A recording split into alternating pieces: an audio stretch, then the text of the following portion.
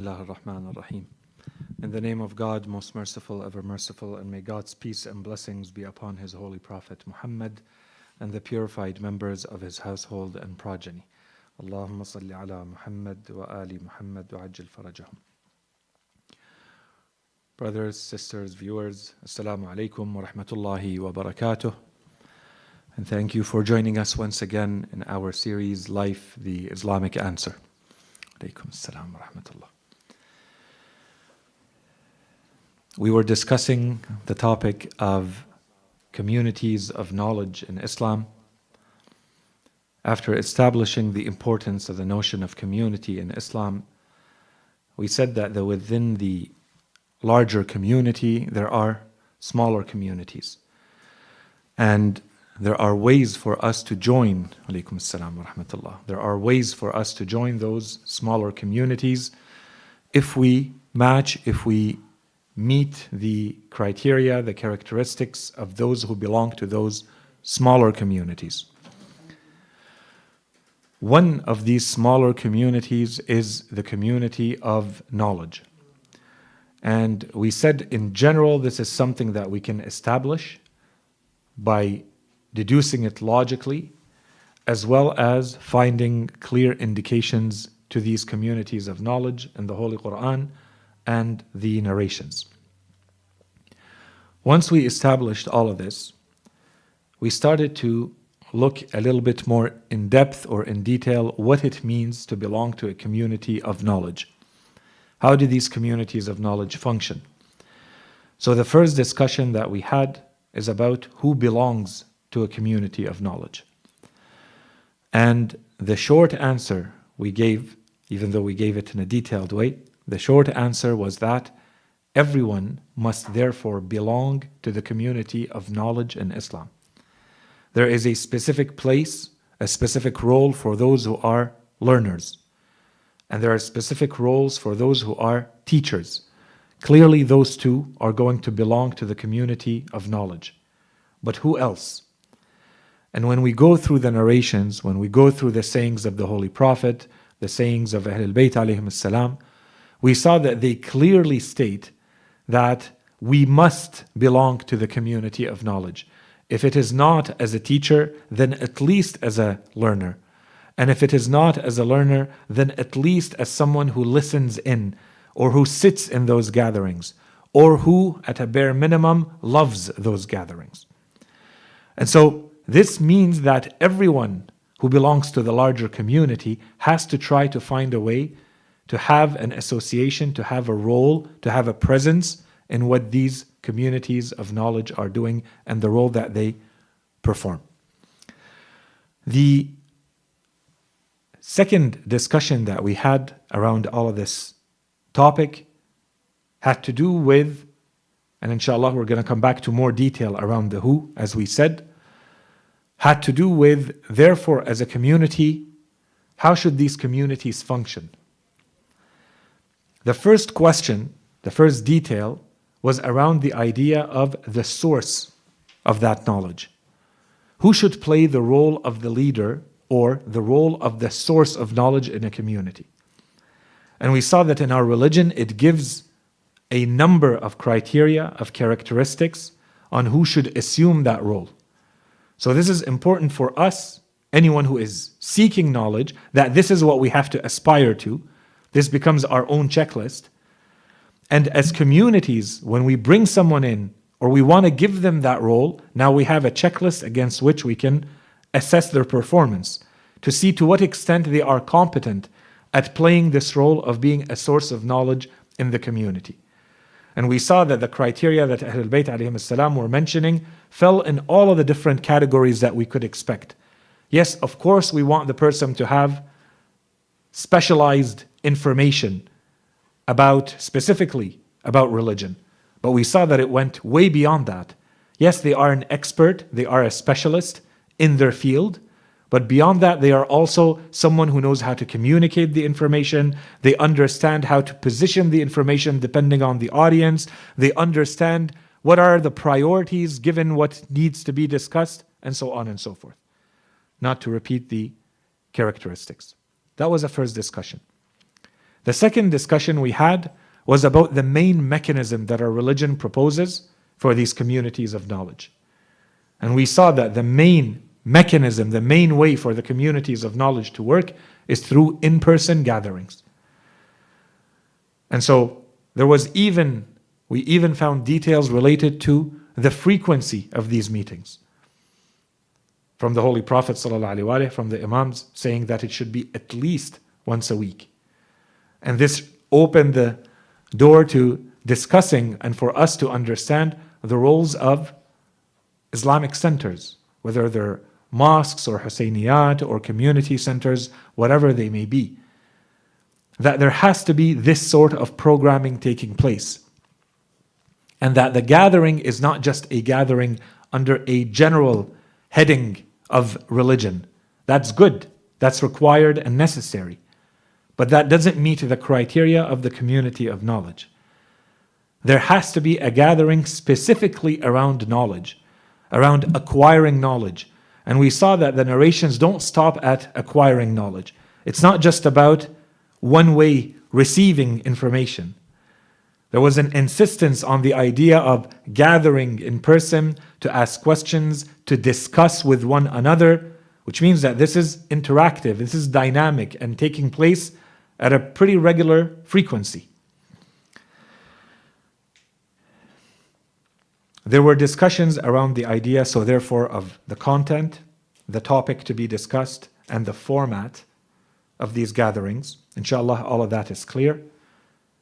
The importance that the community does not let this happen by itself on its own randomly. There's therefore a need for the community to think about this, to plan, to organize, to think strategically. How do we get this to work in the way that Islam says this is the ideal community of knowledge and this is how it functions? And we even saw that in the narrations when they started to discuss the importance of these meetings, of these gatherings, and that they are to the extent possible in person, that there was even a duty beyond the religious, beyond the spiritual, beyond wanting to become a learner and to belong to the community. We saw that there was a direct mention that there is a duty towards knowledge itself. Imam Ali alayhi salam says that if these meetings do not take place regularly, then knowledge itself will disappear. Even though you may be able to find the knowledge elsewhere. In theory, the knowledge exists. The knowledge may be in the books. The knowledge may be in people's minds. But so long as people are not sitting together, discussing that knowledge, talking about it, then that knowledge will disappear. And as we said, this is exactly what happened in our Islamic history. Then we started to talk about the benefits of these gatherings. And a lot of these are clear, and so we went quickly through them. The benefits go beyond learning. Yes, we learn, and that part should be clear. But beyond that, we saw that the Holy Prophet, when he was talking about the importance of being in the presence of gatherings of scholarship, he was telling Imam Ali alayhi salam as part of his long advice to Imam Ali alayhi salam, he was telling him, if 40 days pass and you do not attend these types of gatherings, then your heart is going to start hardening. And then you will be more daring to perform the greater sins. And so we went to the Holy Quran to start looking at this idea of the hardening of the heart. And we saw that there are many verses. We looked at 5 verses that talk about how the Holy Quran describes that the hearts harden to become as rocks, as stone, or even harder, the Quran says. And we saw that there was a very clear logic that the Quran describes. The Quran was saying, for instance, at first, the person keeps committing sins. And Allah subhanahu wa ta'ala talks about this in other verses, and He says, I have a covenant with you. I have a trust with you. And as you keep committing those sins, you break that covenant. If you break that covenant, that's when the heart starts to harden. When it hardens, there is no more fear of God, and the heart opens to receiving the inspiration of the devil, the Quran says. You start listening in to the whispers and the inspirations of the devil. Your heart becomes desensitized and you move towards not only committing a sin, no, going deeper and deeper in the sins. That was a cycle that the Holy Quran describes when it talks about the hardening of the heart. How do we break that cycle? The Holy Prophet in the Hadith says you break that cycle by attending the gatherings of knowledge, which tells us a lot about what types of gatherings these have to be. And that's why the Holy Prophet says that it brings the hearts back to life. So it has to be gatherings that touch your heart. There have to be things that go beyond just the raw information. There has to be something spiritual about these gatherings. And then when we went through the other ahadith, we saw that they talk about many other benefits. Yes, you learn knowledge in some narrations. Others were talking about that they serve as a reminder. I remind you and you remind me. Alaykum as-salam wa rahmatullah. We may know the information, but we forget it. There is a lot that we have to remember. Sometimes we just need a little bit of a reminder. And the Quran says the reminder is good for those who believe. Those who don't believe, you can remind them and it will not have any effect. The believer can take good use of being reminded. We saw the ahadith that talk about the importance of encouraging each other, urging each other. When you're sitting all away from that community, there's no one who will remind you, and you will not remind anyone. No one will encourage you, and no one will urge you, push you. Be better. You can be better than this. We can together be better than this. We saw the ahadith that talk about the utility or the benefit of social cohesion. You may get to know someone, or they may get to know you. That person may be very useful to you later, or you may be very useful to them later. That is all part of very important aims in our religion. And inshallah, later in the series, we'll talk about the social dimension in our religion. We saw how in the ahadith there's a mention of the spirituality of these gatherings. And we said this is something that we all feel. It's a very different spirituality when you sit all alone at home on your prayer mat performing your prayer, and then standing with a group of 40 or 50 or 100 or even 10 believers and performing the prayer. The energy is different, the spirituality is different. And that's why there is so much insistence in our ahadith that when you want to perform a lot of the prayers, perform them collectively. Don't perform them alone as an individual. Perform them as a group. Allah subhanahu wa ta'ala will accept it a lot more out of you. It shows a lot more sincerity that you worship together. And Imam Ali alayhi salam, and you remember the ahadith, he was saying perhaps there is an expected mercy. Just attending these gatherings, you should expect an additional mercy. And then in addition to all of that, and I think we ended with this point, we said out of embarrassment, Imam Ali alayhi salam was saying in that hadith where he talks about the 8 benefits of attending mosques, which apply to all gatherings around religion.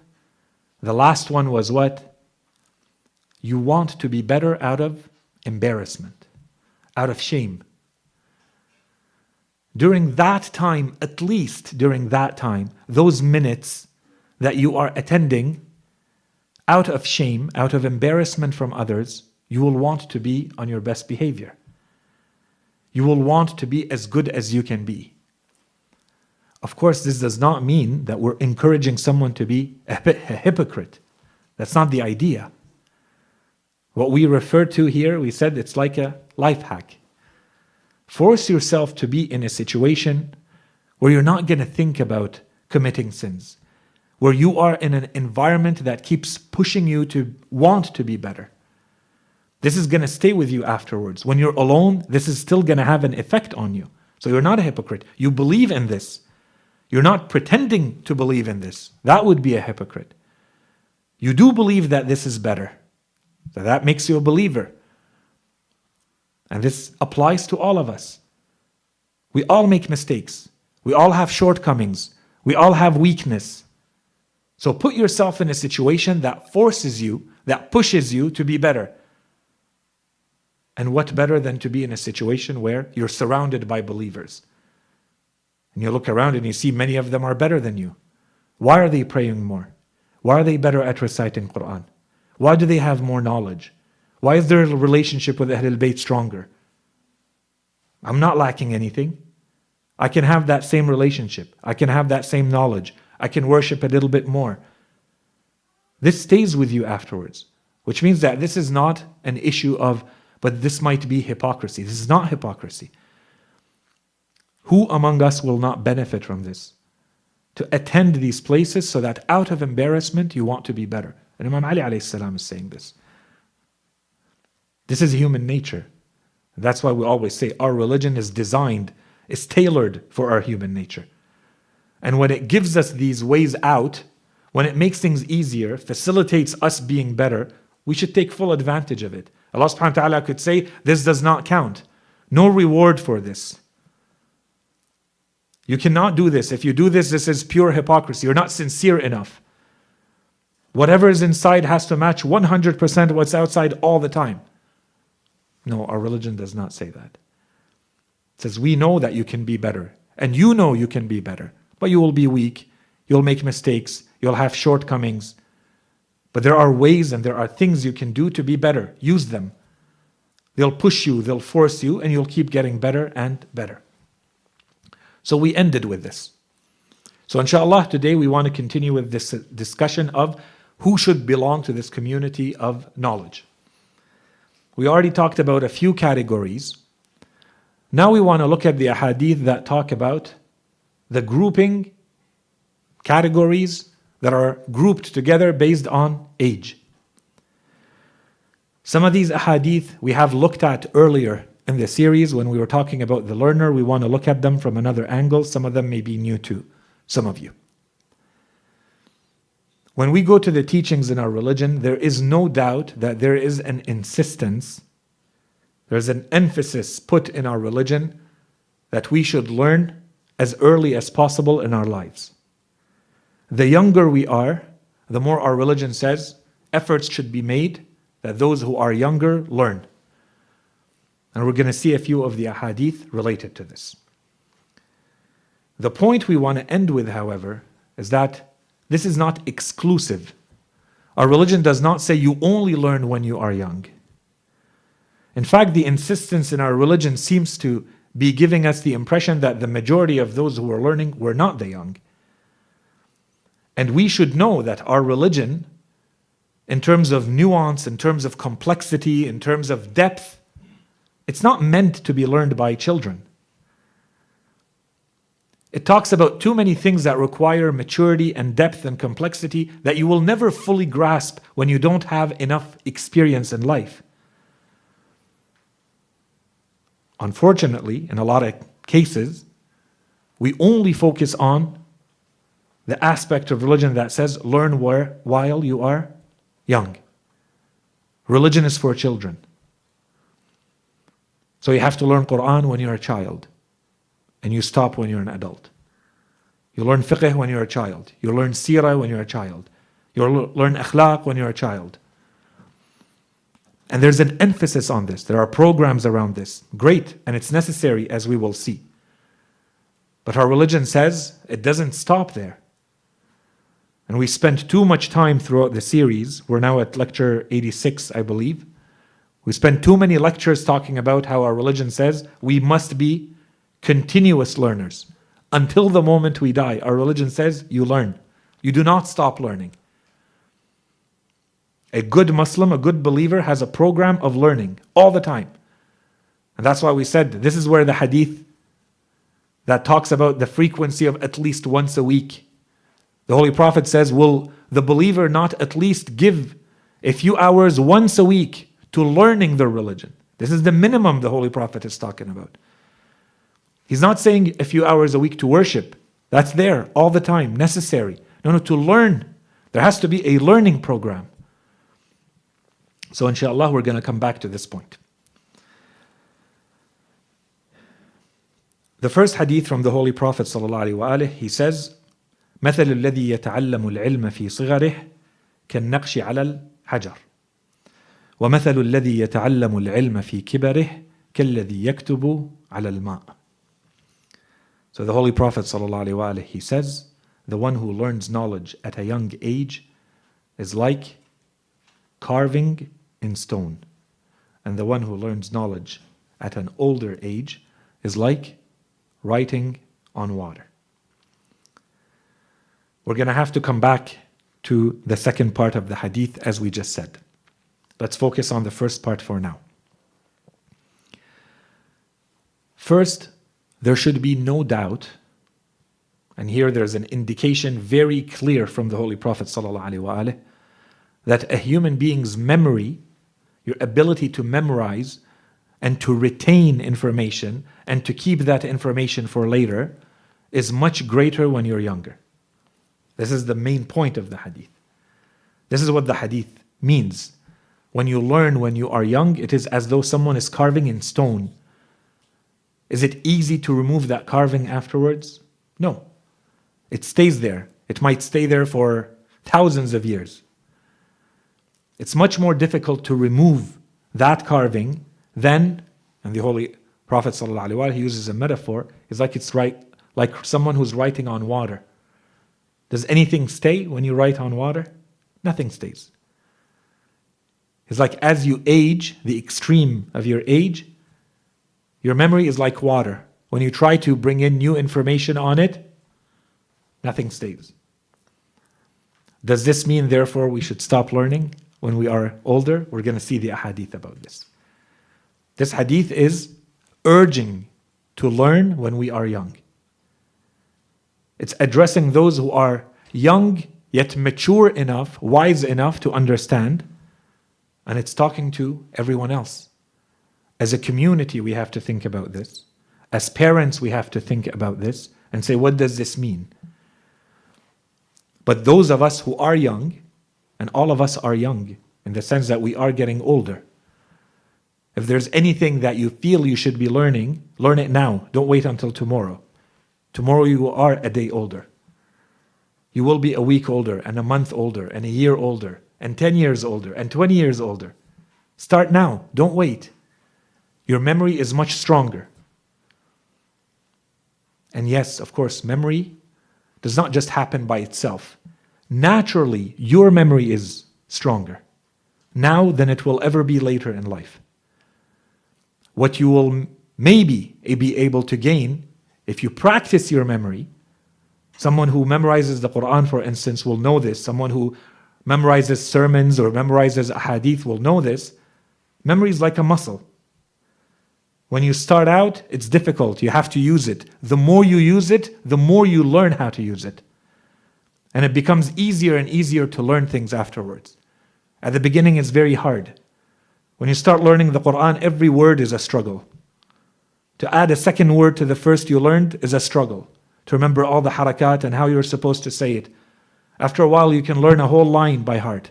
After a while, you can learn 3 lines by heart, or half a page, or a full page in one sitting, and much, much more, depending on how strong your memory has become. It's like a muscle. That whole process of learning, however, you can do it when you're 2 and 3 and 4 years old, or you can do it when you're 10 and 13 and 15, or you can do it when you're 50, or you can do it when you're 70. It always works. Except that for you, when you do it when you are 3 and 4 years old, this is going to stay much more in your memory as when you are 40 and 50. Your own memory is much stronger. Don't compare yourself to someone else's. Their memory is also much stronger when they are younger. This is what the hadith is saying. Your capacity to memorize is much greater when you are young. So start using it when you are young. Learn in your youth. It's much more difficult afterwards. There's a whole discussion that we can have around this. I'm going to skip the details. I think the points are clear. A lot of this, of course, also has to do with lifestyle. A lot of this has to do with the circumstances of life. Your memory might be there. you might not have the energy or the time or the dedication to put into learning anymore. When you're young, you have less responsibility or no responsibility. When you're old, you have many, many more things to think about. If they are not taking away anything from your memory, at least they are taking away from your time and energy to sit and learn, to sit and memorize. You have that luxury when you are younger. So take full advantage as much as possible. The second hadith. As we said, there is a second half to this hadith. Keep it in mind, because the second half was when we learn in old age or when we are older, and this applies to all of us.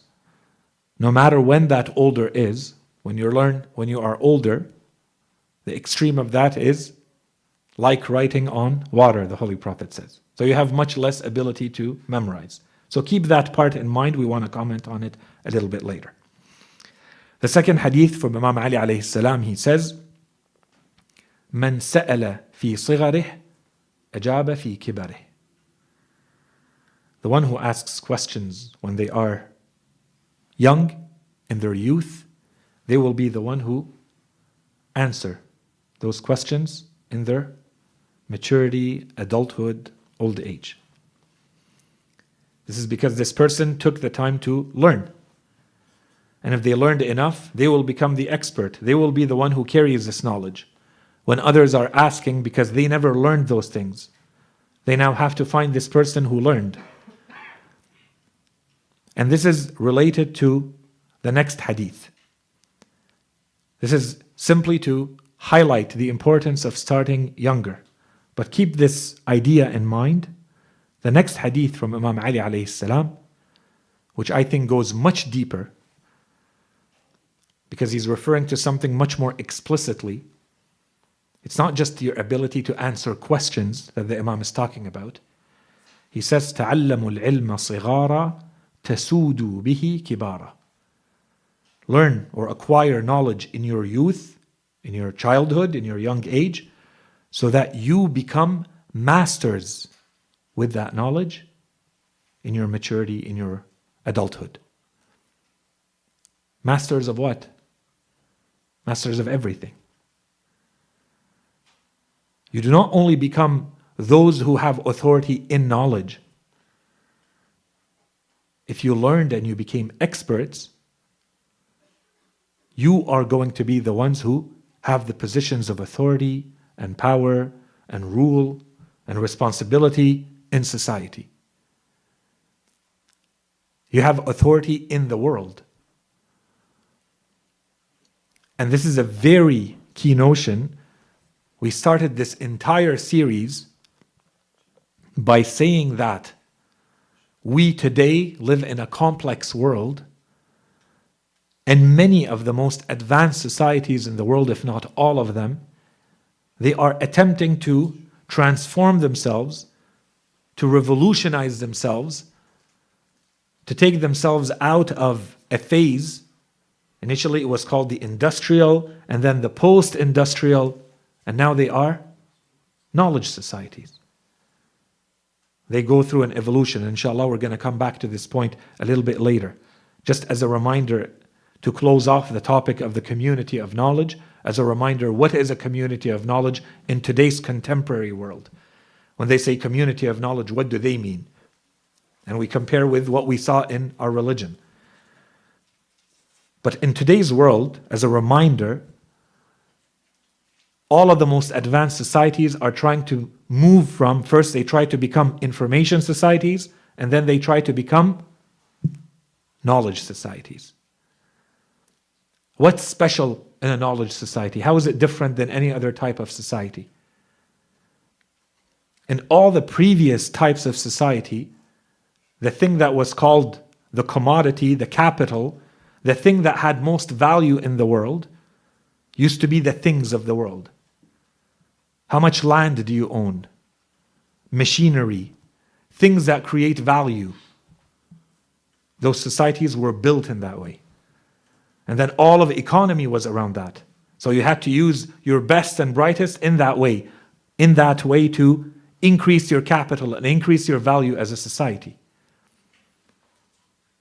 until you reach knowledge societies and information societies, where they say the greatest capital, the greatest value in those societies is knowledge.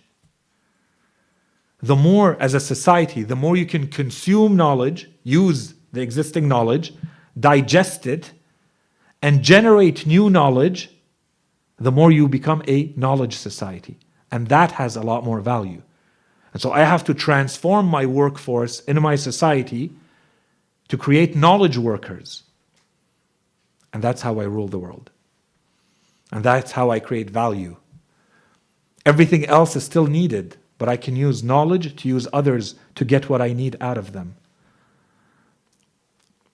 This was a very big eureka or aha moment that happened over the past century, where you see all the big, most advanced societies start to move very quickly in that direction.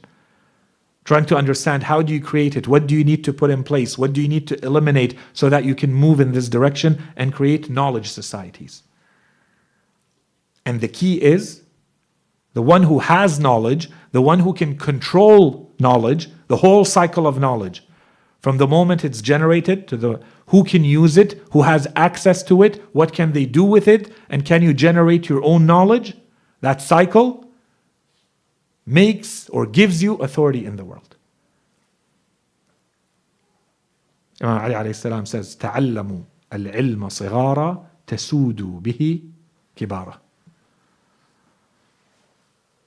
The younger you are when you acquire this knowledge, the more chances you will have when you are older to become the ones who become masters through that knowledge. Your authority in society is not how much wealth you have.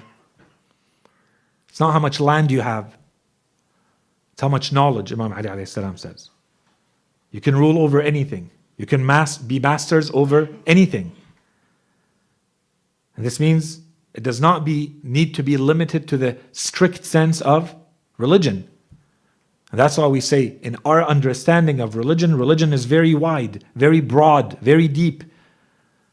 It covers everything human beings need in their lives, as individuals and as societies. The Imam is saying, learn knowledge in all of that. So as communities, an additional layer for us as communities, we need to sit together and think, what are the types of knowledge that are required today that we need to learn so that this applies to us? How do we structure our learning program so that this works for us? If we're focusing on our youth, let's say, the hadith is talking about the youth. تَعَلَّمُوا الْعِلْمَ صِغَارًا. Which learning programs, which training should we be giving to our youth so that it moves in this direction, so that they truly become the masters of the world, as Imam Ali alayhi salam says? This cannot be random. This requires thinking, organizing, planning, being strategic. This is if we understand the depth of these words. Otherwise, we're just going to keep recreating the same thing. And as they say, you sit back and you watch the world pass by. Imam Ali alayhi salam is giving you the keys. He's telling you, not only can you move hand in hand with the rest of the world, you can in fact lead it. We're not even moving hand in hand with it. In step lock, as they say, in lockstep. We're behind. We're completely missing the boat. In any case, the next hadith from Imam Ali alayhi salam, he says, يا معشر الفتيان حصنوا أعراضكم بالأدب ودينكم بالعلم. So Imam Ali alayhi salam here, he's talking directly to the youth. He says, O young people, protect your dignity. So ird can require a good discussion of everything that it can include. Let's simply call it your dignity. Protect your dignity with good manners, and your religion with knowledge. So to me, this is an incredible piece of advice from Imam Ali alayhi salam. He summarized a lot in a very few words. And he talked about things that today are at the heart, at the core of what many of our communities consider to be very big crises that we're going through. Everything that falls under the notions of chastity, how you're supposed to conduct yourself, and how things are becoming confused, ambiguous, we're not sure what to do. Imam Ali alayhi salam says, there's a way to safeguard and protect all of this, so that you never fall into issues related to dignity. And in short, the Imam says, the protection there is adab, good manners. Work on good manners. Train them. Make them better. Don't take it easily. Don't consider this, don't underestimate the importance of good manners. This leads to much greater chastity. That's one. And then two, he says, and protect, safeguard your religion. حَصِّنُوا is create immunity around. حَصِّنُوا وَدِينَكُمْ بِالْعِلْمِ. Your religion, your faith, create the immunity around it with what? With knowledge. Many of us hear the words. As communities, we hear the words. But this is not what we actually do. We don't put things in practice related to this. Imam Ali alayhi salam says the way you create immunity around your religion is not simply by repeating a ritual. It's not just by doing something, like it's a checklist and you just go through the checklist. The key, the secret ingredient to protecting your faith, your belief, so that it's not at risk, it's not in danger, Imam Ali alayhi salam says, is through knowledge. And this is why we said earlier, the importance that our religion gives to knowledge over everything else. Why? Because this is what gives meaning to the actions that we're doing. When we create programs, whether it's for ourselves or for others, for the youth or anyone else, within our families or the greater community, the first step has to be knowledge. And unfortunately, in today's world, for all sorts of reasons, in today's world, we don't really have the appreciation or the patience for knowledge. Religion cannot be learned, just like any other field, cannot be truly learned by watching short clips and shorts on YouTube and TikTok and Instagram. Religion is deep and complex. It requires specialization, expertise, just like you would expect if you study any other field. Listening to a few lectures here and there is not going to give you what Imam Ali alayhi salam is talking about. Watching little clips here and there is not going to be enough. They're interesting facts. They might be entertaining. They might serve as excellent reminders. But they won't create the depth of knowledge that will make your faith and belief immune. Imam Ali alayhi salam says, حَصِّنُوا, create a hisn, a fortress around your belief, around your faith. How do you do that? He's talking to the youth. How do you do that? With knowledge. Knowledge needs patience, dedication. You sit and you endure and you learn. This is knowledge. This is what will create the immunity. And then you're ready to stand up to anything that comes your way. Unshakable. Bring it on. My faith is deep. It's anchored in knowledge. I know the dangers and the risks and the issues before they come my way. I already know them. And I know the answers to them. As opposed to every little ambiguity and every confusing question is going to shake me to the core. Make me doubt everything. That means it's a lack of knowledge. There's something missing in the faith. The faith is very shallow. It's superficial. So it's easy to influence, easy to shake up. The moment you encounter something you're not aware of, you don't know, it's going to shake you to the core. Imam Ali alayhi salam says, the program therefore for the youth, work on two things, good manners and knowledge. With that you create immunity. Next hadith. We spent a lot of time on this hadith earlier in the series, so I'm not going to spend too much time on it now. Imam Sajjad alayhi salam, in his famous rights, he talks about the right of the youth or the child.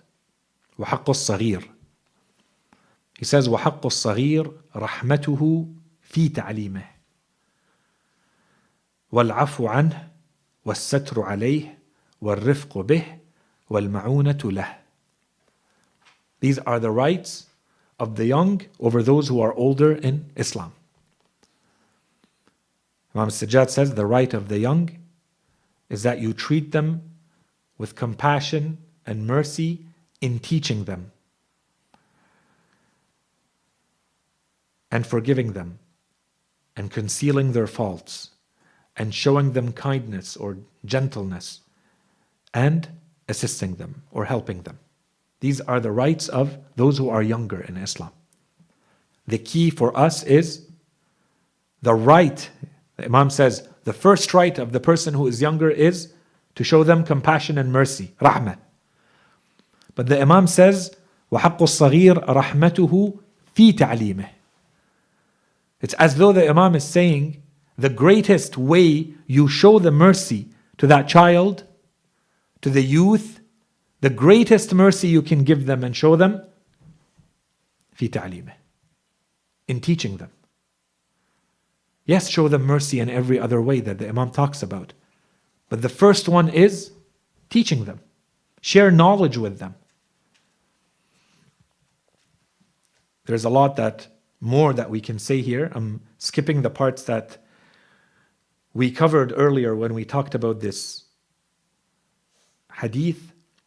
We simply said, or this part of Risalat al-Huquq of Imam Sajjad alayhi salam, we simply said that through this we can create a whole theory of education in Islam. The aspects that the Imam is referring to here. How do you do upbringing, Islamic upbringing? What are some of the tenets, the foundations of Islamic upbringing? And the Imam starts by highlighting, by talking about showing mercy through teaching. Okay.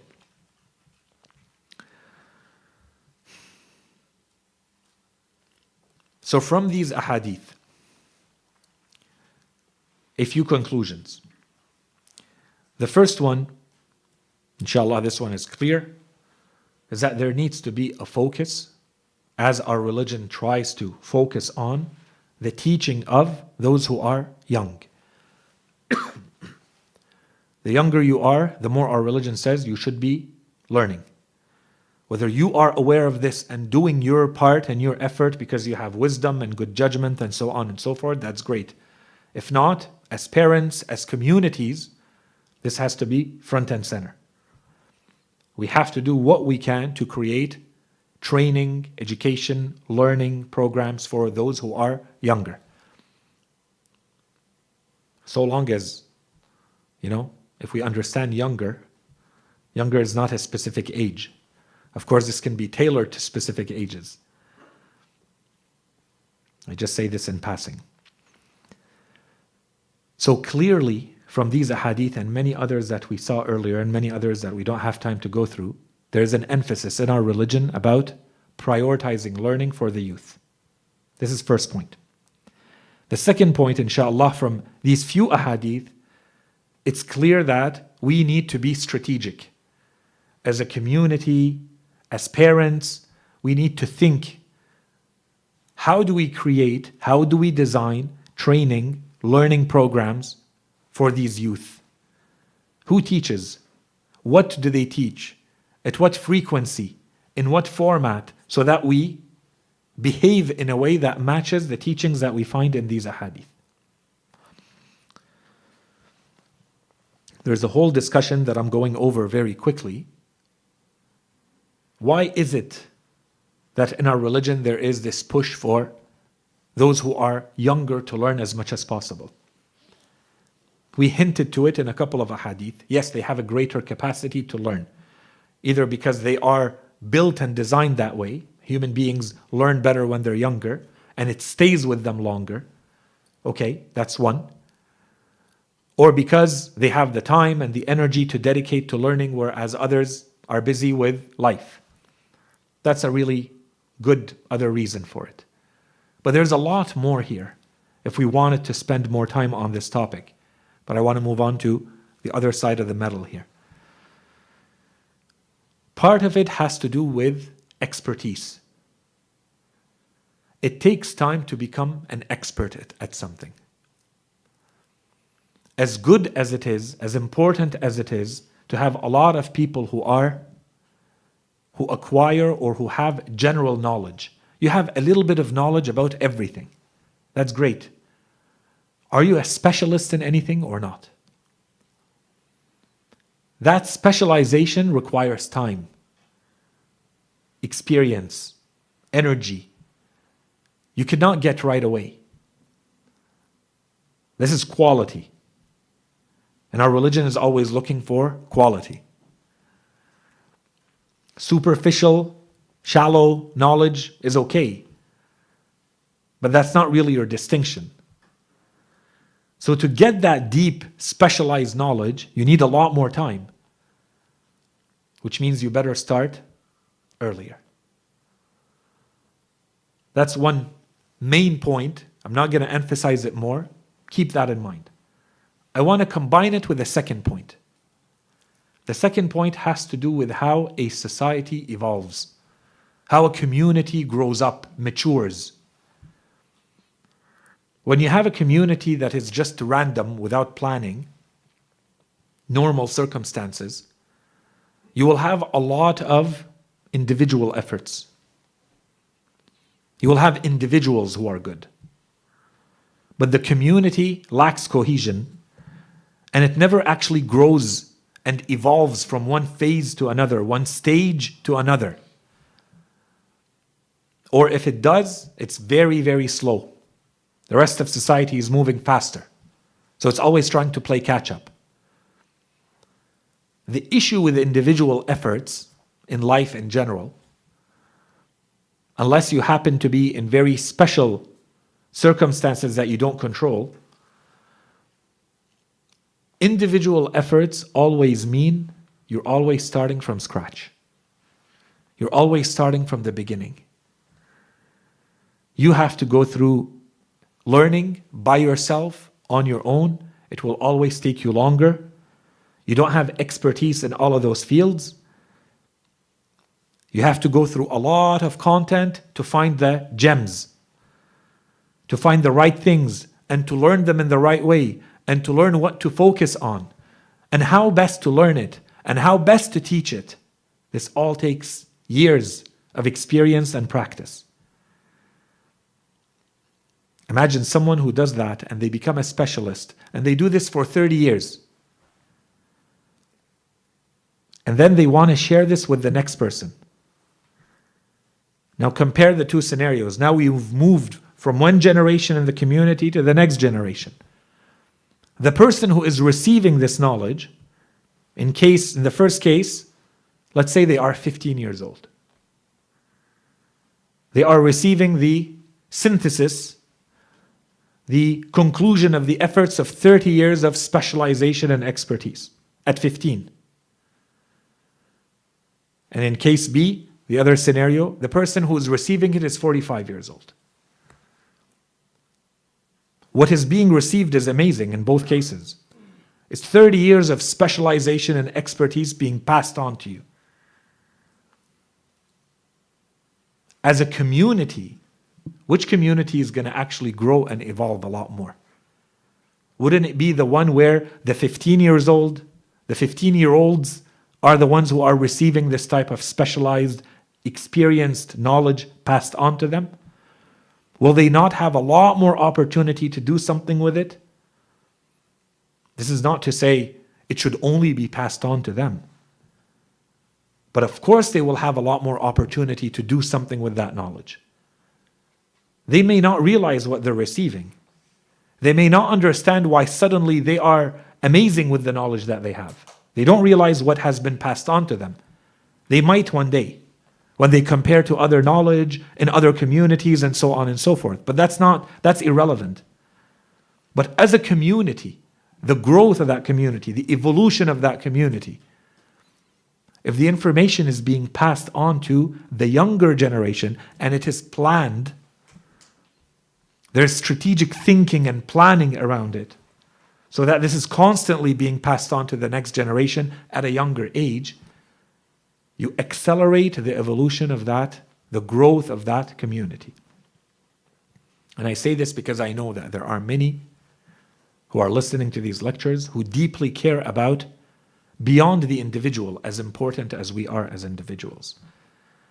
Beyond the individual, we are also collectives and communities. How do we engineer our communities? How do we plan for them? How do we do this in a strategic way, thinking about the future? How do we do it in a way where everyone in the community has a specific role to play? They understand that role and they move towards it. This creates a completely different type of world. And we have all these teachings explicitly stated in the teachings of Ahlul Bayt alayhim salam. So, these were the main conclusions and the main points we have from one aspect of the conversation. We're still talking about who belongs to a community of knowledge. Now we know that one of the groups that belong to that community of knowledge are the youth. Is this an excuse for those who do not consider themselves to be in the category of the youth not to learn? Is it enough to say, I am too old, I'm no longer a youth, the youth need this more than me, I don't have time, I don't have energy, it's like riding on water? Is that enough as an excuse or not? So we want to look at the other side, to see that our religion did not leave this under silence. It has very clear instructions, and it urges and it encourages and it teaches in a very specific way. It has something to say to every category. The first hadith from the Holy Prophet ﷺ. He says, "من لم يطلب العلم صغيرا فطلبه كبيرا فمات مات شهيدا." So the Holy Prophet says, if someone does not seek knowledge in their youth, but they seek it in their older age, and then they die a martyr. Allah subhanahu wa ta'ala considers this person to have given up their life for His sake. So they die in a state of learning. This is someone who is still learning when they die. So this is a beautiful hadith. This is an incredible hadith. The first point of the hadith is once again a reminder of how our religion is structured. It talks about two things very quickly in the beginning. It says, if someone did not seek knowledge in their youth. Our religion knows that life is not perfect. Our religion knows that we are not perfect. Maybe some of us really wanted to learn more when we were younger. We did not have the circumstances for it. The right circumstances never happened. Maybe we simply did not have the maturity, the wisdom, the good judgment to even want to learn when we were younger. Regardless, this is how the hadith starts. Someone who is no longer considers themselves to be youth. And they did not learn in their youth. So now what? So the Holy Prophet says, so this person is now seeking knowledge. فَطَلَبَهُ كَبِيرًا. They are seeking the knowledge. You are making an effort to go get that knowledge. You're showing that you want to go get that knowledge. That's it. That's the only condition. Regardless of your age, you are now seeking the knowledge. The conclusion, the Holy Prophet says, if the person dies, or when the person dies, because they will die, if they die in that state of seeking knowledge, they are a shaheed. They are a martyr. Allah subhanahu wa ta'ala considers this person a martyr. And we talked about the notion of shahada in the Quran and how it is used. So that's a first point. It is never too late.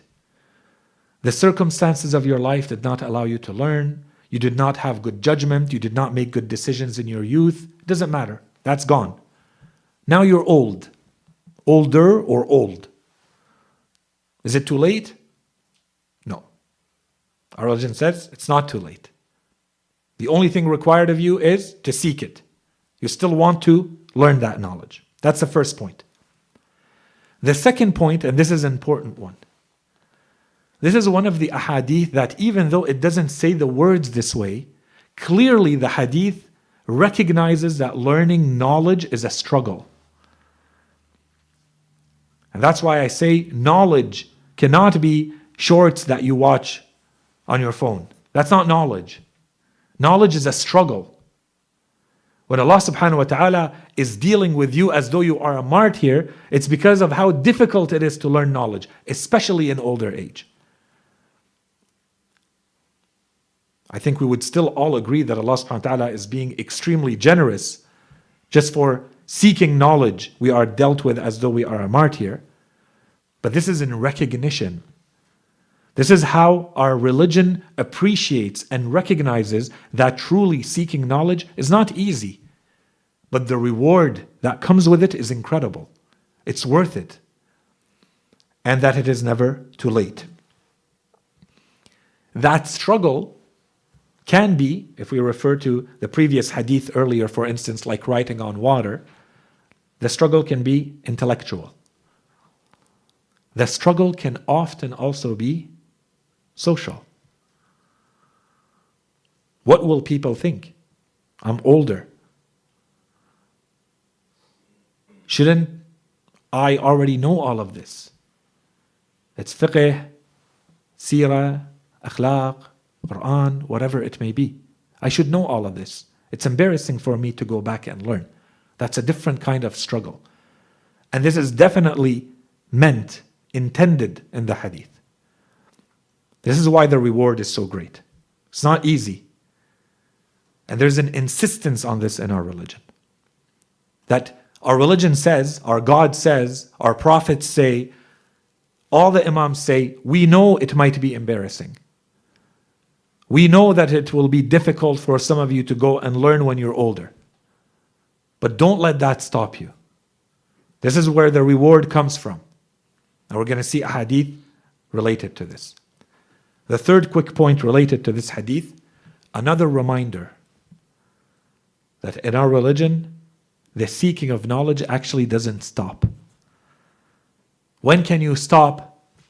Based on this hadith and many others like it, when we die.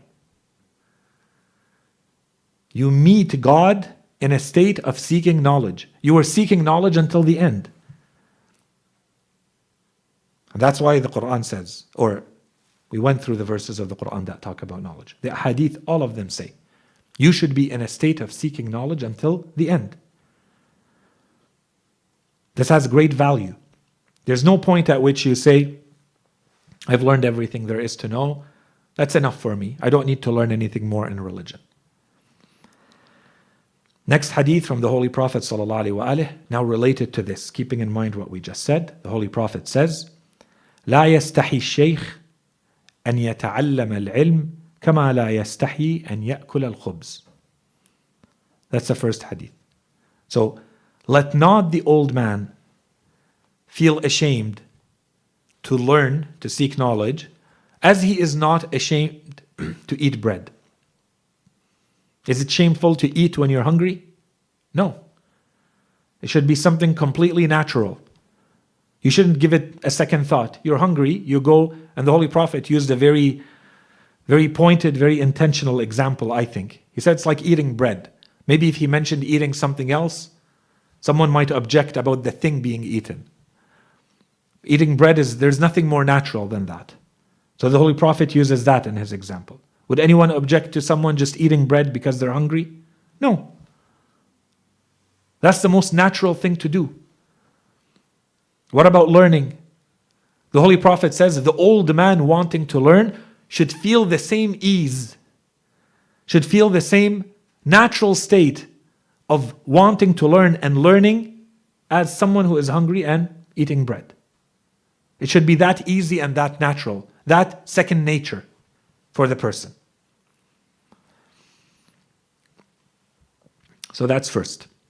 The other hadith related to this, the Holy Prophet says, لا يستحي الشيخ أن يجلس إلى جنب الشاب فيتعلم منه العلم. Let not the old man feel ashamed to sit beside or before a young man to acquire knowledge from him. So this goes a step further, because the Holy Prophet now, and the first one, it was general. It was simply, the old man should not be ashamed of learning. Now he's going a step further. In fact, I would argue he's going 2 steps further. Because the previous step would have been for this sheikh, for this senior, older person, to sit beside others who are very young and to learn. No, the Holy Prophet went 1 step further. And he said he should not be ashamed if the person teaching is much younger. And clearly they are sitting in a state of, they are a learner. And the younger person is a teacher. This is how a lot of knowledge used to happen. Classes were not always held in the past. It was one person sitting, teaching another person beside them. A lot of knowledge happened this way earlier. So the Holy Prophet is describing this situation exactly. لا يستحي الشيخ أن يجلس إلى جنب الشاب فيتعلم منه. Go seek knowledge, even if it means you have to sit beside a teenager or a young man, and you're a senior, and you're recognized, and you're respected, and you have social status and authority in society, but you're learning. There's no shame in that. There's nothing to be embarrassed about. Go learn.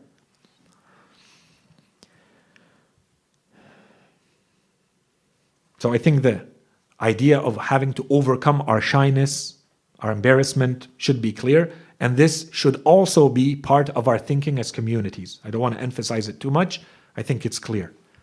But this needs to be part of how we think as communities. Inshallah, I'll circle back to it in the conclusion. The next hadith from Imam Ali alayhi salam. He says, أوصيكم بخمس لو ضربتم إليها آباط الإبل لكانت لذلك أهلا. I want to give you 5 pieces of advice that if you were to hit the armpits of your camels, it would be worthy of it. So you hit the armpits of the camels when you're traveling either a long distance or fast. Okay? If you have to travel to receive each one of these pieces of advice, it would be worthy for it. Keep the camels going so that they attain these 5 pieces of advice. Assalamu alaikum wa rahmatullah. The first one, لا يرجون أحد منكم إلا ربه. Do not hope, do not have hope except in God. Your reliance should be entirely in Allah subhanahu wa ta'ala. That's one. ولا يخافن إلا ذنبه. And you should only fear one thing, which is your sin. And then the 2 pieces that have to do with knowledge. ولا يستحين أحد منكم إذا سئل عما لا يعلم أن يقول لا أعلم. Do not be ashamed if you are asked about that which you do not have knowledge about, to say, I do not know. If you don't know, say, I don't know. And with that, the Imam right away says, وَلَا يَسْتَحْيَنَّ أَحَدٌ إِذَا لَمْ يَعْلَمِ الشَّيْء أَنْ يَتَعَلَّمَ. And do not be ashamed if you do not have knowledge of something, to learn it. These go together. Now that you realize that you don't know, go learn it. Don't be ashamed to say, I don't know, and then this should urge you to go and learn. So go learn. And then the Imam continues with his fifth piece of advice, because he said 5, so let's complete them. وعليكم بالصبر فإن الصبر من الإيمان كالرأس من الجسد ولا خير في جسد لا رأس معه ولا في إيمان لا صبر معه. He says, hold on to patience, for patience to faith is like the head to a body. Just like there is no use or no good in a body that has no head, so there is no use in faith that is not accompanied with patience.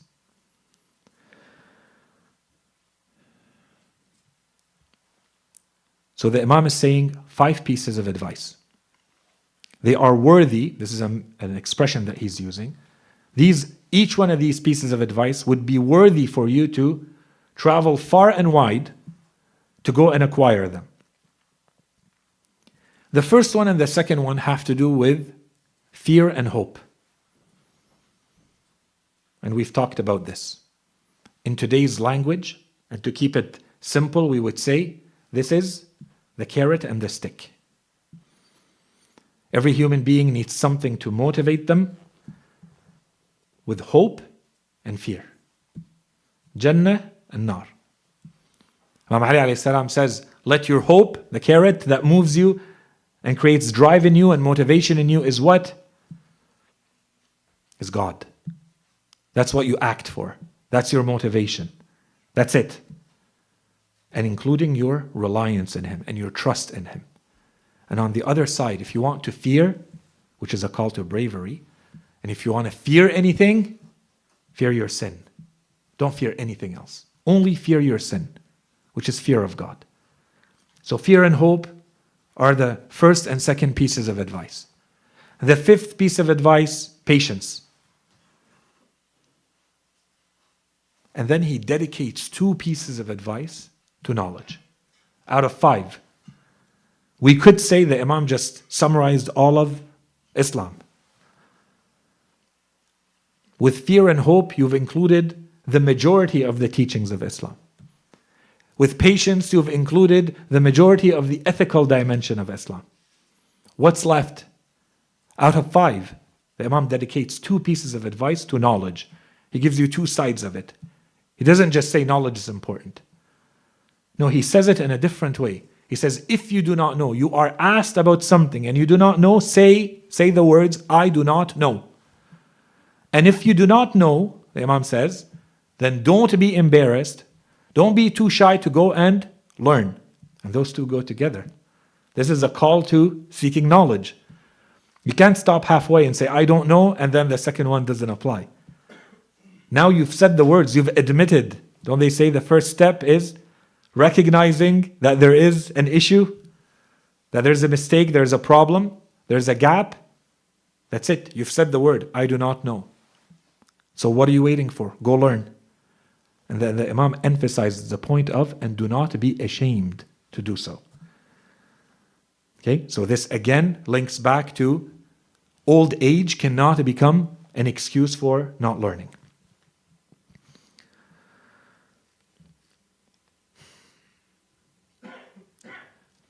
I'm looking at the time, so maybe a good point to wrap up this topic. Hatta inshallah next time we begin a new heading. So when we look at this second part of the discussion, and the first part we emphasized and we focused on learning at a young age. And the second part we emphasized learning an older age. The first point very clearly is that Islam is emphasizing the idea of today, this is a term by the way, in education systems, in training, learning, organizational development and professional development and so on and so forth, they call it continuous learning. You have to create a culture of continuous learning. Islam is talking about continuous learning. Learning does not stop at a certain point. This has to keep going until the end. That's the first point. And because of what we said earlier about the community of knowledge, we said that learning can be in the weak sense. At least be in those gatherings and attend those sittings. If you are not formally and officially a learner, then at least stay in that world. Attend those gatherings, be there in person, be part of it, so that at least with yourself you can say, I am a lover of this world.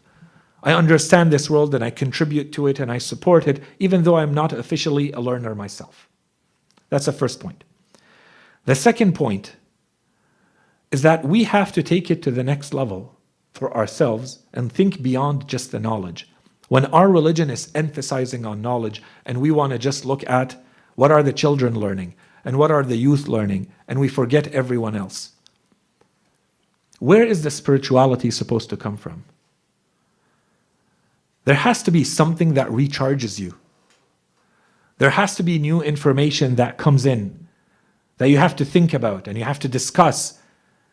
And there's a give and take so that at the end it generates something in you that makes you feel something. And that's why the Holy Prophet emphasizes so much. He says, the heart hardens.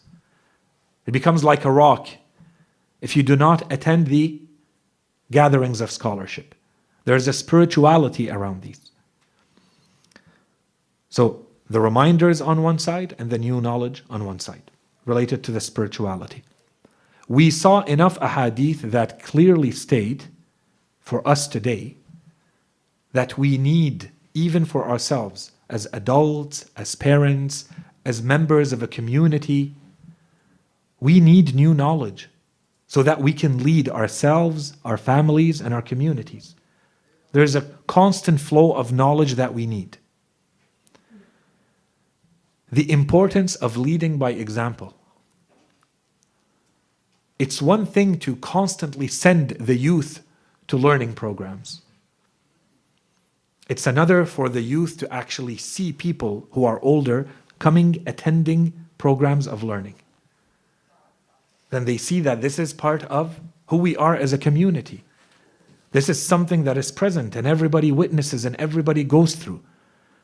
There's a lot less convincing required for the youth when they see that those who are older attend programs of learning. That learning is simply a natural part of who we are as a community. The complexity of today's world. What we used to know, if it's knowledge that came to us from decades or centuries ago, may or may not work as is for today's world. If we truly believe that our religion is meant for all times and all societies, it still has something to say and something to teach for today's world, the answer must come from knowledge. What is the Islamic answer to? And you can fill in the blank to any question you may have in today's complex world. Politics, economy, family, society, health, go on. The answer is most likely not going to come from something that comes to us as is from decades or centuries ago. It has to be discovered. It has to be discussed. It has to be talked about together as a community. This is another reason why the gatherings of knowledge become important. Let's see what we have in our stock, what we have inherited in our tradition, bring it forth, put it on the table, present it as knowledge and discuss it as knowledge to see, did Islam say anything about it or not? Can we take it as is? Great.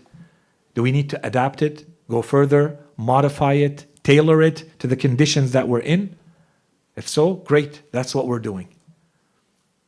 This is what the gatherings of knowledge are meant for. And then finally,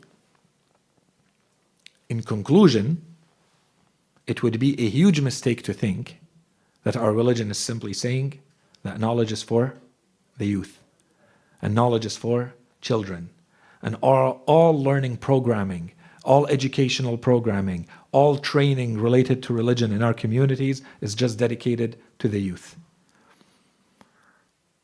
Inshallah, this point is clear for the importance of knowledge itself, for the importance of being good Muslims, for the necessity of knowledge in today's world, And I want to argue a point that I have mentioned in the past.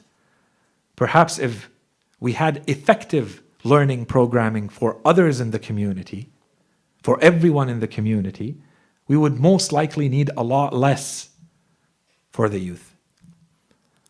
Because really, at the end of the day, how much programming can you create artificially for the youth? The majority of it, if you can, has to be what is learned naturally. You watch your parents. You watch what's happening in the family. This is the main source of knowledge. 1 hour here and there in the week is not going to be the knowledge that you need. This is a complement. This is an addition to. If there's a lot more happening at the rest of the level of the family and the community, there's probably going to be less need for this constant push only for, the exclusive push for training and educational and learning programming for the children and the youth. There's a lot more competence that will exist naturally that will be passed on to the next generations. Much more to discuss, but I'll stop here. We're out of time.